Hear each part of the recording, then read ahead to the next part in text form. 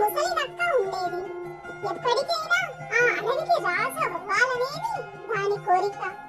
ఒకరోజు పొరుగున ఉన్న ఒక పెద్ద అడవికి ఆ నక్క వెళ్ళింది.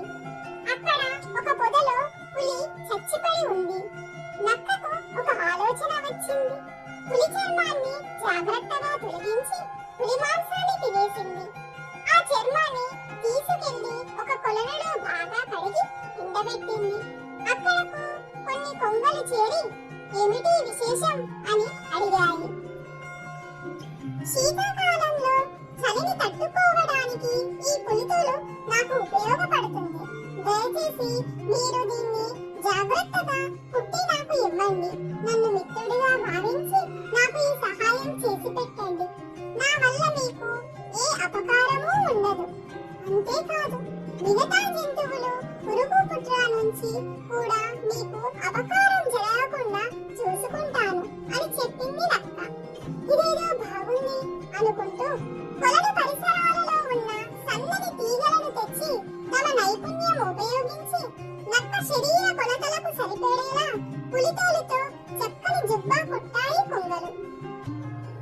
పులితోలు జుబ్బాతో చిట్టడివిని చేరిన నక్క ఒక రహస్య ప్రదేశానికి వెళ్ళింది. అక్కడ దాన్ని తొడుక్కొని ఎవరికీ అనుమానం రాకుండా జుబ్బాను సవరించుకుని గట్టిగా కట్లు కట్టుకుంది. ఒక నీటి గుంటలో తన ప్రతిబింబాన్ని చూసుకుంది. తాను అచ్చం పులిలా కనిపిస్తున్నాను అని నిర్ధారించుకున్న తర్వాత ఒక పెద్ద చెట్టు కిందకు వెళ్లి కూర్చుంది.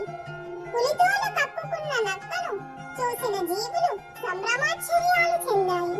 చిట్టడివిలో పులా అని గుసగుసలాడుకుంటా ఆ వార్తను చిట్టడివి మొత్తానికి చేర్చాయి.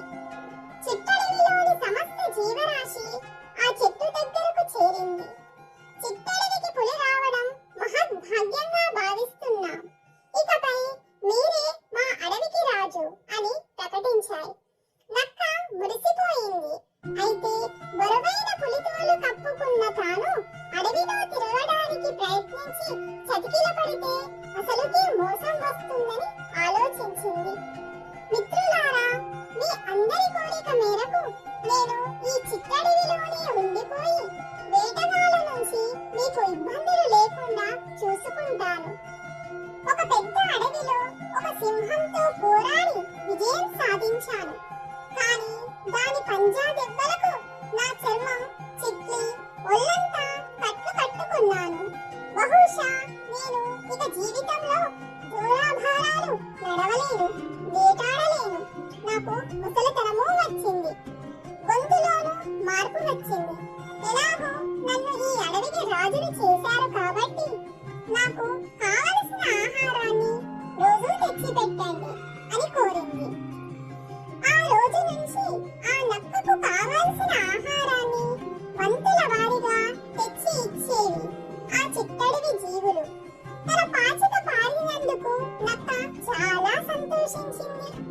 ఈ అమాయక చిట్టడివి జీవరాశి మధ్య తన శేష జీవితం నిశ్చితంగా గడిచిపోతుంది అనుకున్నది ఆ నక్క. అయితే తాను కప్పుకున్న పులితోలను కలలో కూడా తొలగించకూడదని గట్టిగా నిర్ణయించుకుంది. రోజు రోజుకు ఆ నక్క అహంకారం ఎక్కువై తనకు ఆహారం తెస్తున్న జీవులపైనే జులుం చెలాయించేది. ఇంకా రుచికరమైన భోజనం తెమ్మని ఆదేశాలు ఇచ్చేది. లేదంటే తన ప్రతాపం చూపిస్తానని హెచ్చరించేది. ప్రశాంతంగా ఉండే చిట్టడివిలోకి అనవసరంగా ఈ ముసలి పులిని ఆహ్వానించి రాజుని చేసి తప్పు చేశాం అనిపిస్తుంది అని మదనపడ్డాయి ఆ జీవులు. ఒకరోజు కొన్ని పావురాలు నక్కను పలకరించగా తన శరీరంపై క్రిమి కీటకాలు ఉంటే ఏరి పారేయమని కోరింది. పావురాలు ఆ పని చేస్తుండగా అసలు రహస్యం బయటపడింది. ఇది పులితోలు కప్పుకున్న నక్క అని ఇట్టే గ్రహించాయి ఆ పావురాలు. అవి కొన్ని రోజుల పాటు మిగతా జంతువులతో సమాలోచనలు జరిపి ఒక ఎత్తుగడ వేశాయి. ఒక తొండ నక్క దగ్గరకు వచ్చి, ఓ రాజా, నీకు నిత్యం అన్యాయం జరుగుతోంది. ఈ అడవిలోకి కొన్ని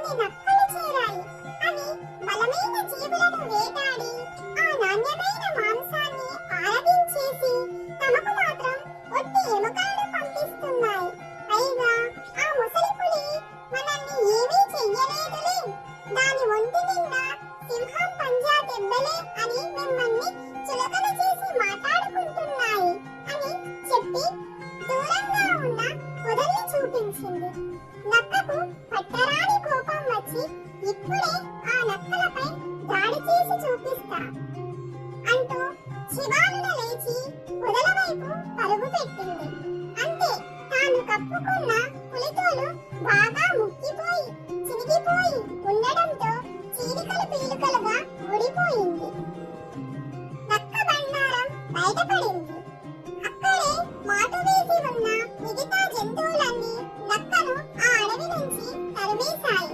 తన దురాశ వల్లే ఇదంతా జరిగిందని బాధపడుతూ నక్క ఆ అడవి నుంచి దూరంగా పారిపోయింది. మీకు ఈ కథ